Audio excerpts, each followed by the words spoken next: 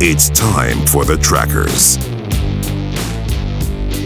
Nigel, do you want to hit us with the old trusty curse counter?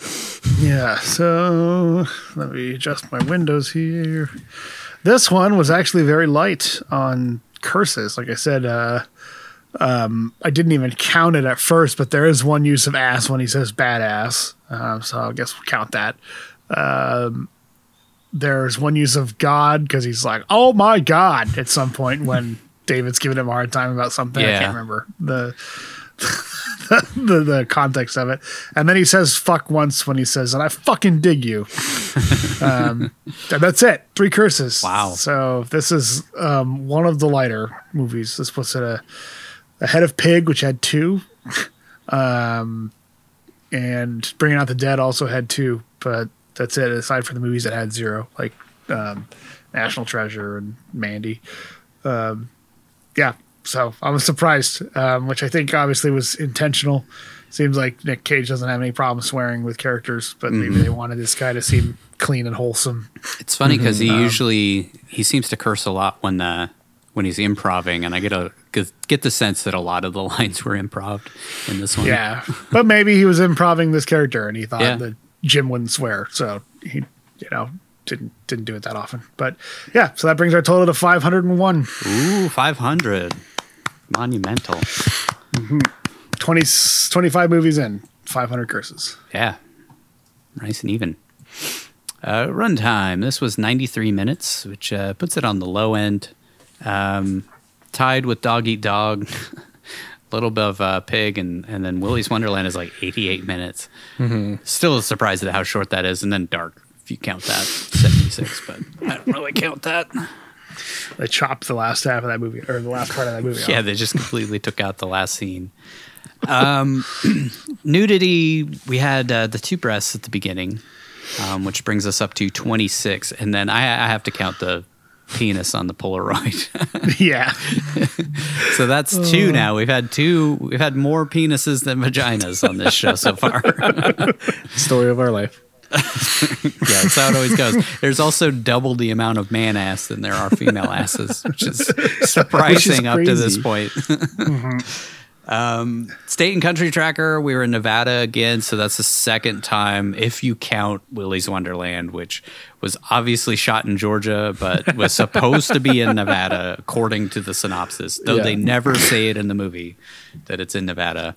And then Germany technically, but I'm not going to count it because Nick Cage didn't go to Germany. It's Das cool though. Budget versus gross. This is estimated. It isn't official anywhere, but it's estimated that it was a $9 million budget. And it only made $321,650. Again, I think it was probably just some very small theater chain put it out. Maybe it was at like the ArcLight in LA or something. I have no idea.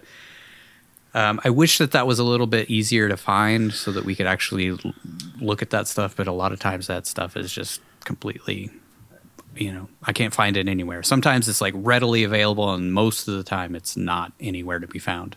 So that brings our grand total up to $675.5 million budget with a $1.412 billion gross. And as far as our top grossing films, this is not anywhere near. This is the 6th lowest grossing film that we've done so far, which is pretty crazy. Damn. It's only made $321,000, which is a huge loss. But it's still 6th lowest, not even close to the lowest, which is Grand Isle. I just have to imagine that they made up the difference with DirecTV. Yeah. Paid for the exclusivity of it. Yeah, I feel guessing. It's not fair to really critique it based off of that because it was for DirecTV, so they weren't planning on releasing it. I don't know if it was, completely intended to be for DirecTV. Maybe that's the only one who bought it, because that's how it goes. It's like the production company puts it together, but then somebody has to buy it to distribute it. Yeah, and the rights were bought by DirecTV, who apparently had I think it was 2 weeks before it came out anywhere else, before it was available to rent or stream or anything else. It was just on DirecTV. So, but I looked and it seemed like it was mostly international, not domestic on the money that it pulled in. So who knows? Maybe that's a requirement, is like, if it's going to come out in another country and it's not available direct in that country, it has to come out in a theater of some sort. I have no idea. But that seems to be a common thing that we've seen so far. Ratings, this did get a rating, so surprisingly got a rating. 11 R-rated movies now. This was an R-rated, which is by far the most, which makes sense. Which leads us over to the kill tracker. All right. He got some kills in this one. Dose. That's 2 in English for you folks out there. So he killed 2 people. Our boy Bobo. And then a named apartment guy. Which brings us up to 71 total kills. And then we have a death. It slowed down like we talked about in the past. Yeah, it's been a while. Yeah. I think Face Off was the last movie I think Joe. watched. Joe. Joe. Yeah, Joe. Yeah, Joe. Spoilers for Joe. Yeah, because Joe came after Face Off. Yeah, sorry. That's why I added the little spoilers thing at the beginning, because we always end up spoiling what movies he died in. Yeah. Yeah, so that's right. Yeah, so it's been since Joe. But so 1 death in this, which brings us to 9 overall. It would have been wicked awesome if he had been resurrected in this one, but he wasn't. So kind of felt like he was going to play dead. Yeah. Dude, I thought so too.